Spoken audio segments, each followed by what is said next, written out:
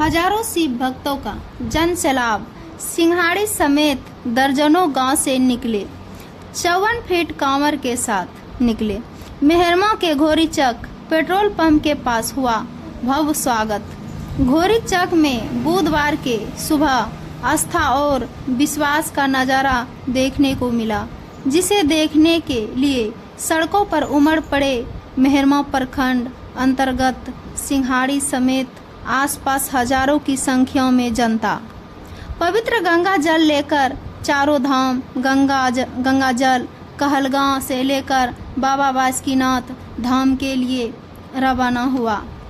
इस अवसर पर आकर्षण का केंद्र रहा 54 फीट का लंबा कांवर, जिसे सजाने और संवारने में ग्राम वासियों का सामूहिक मेहनत रहा।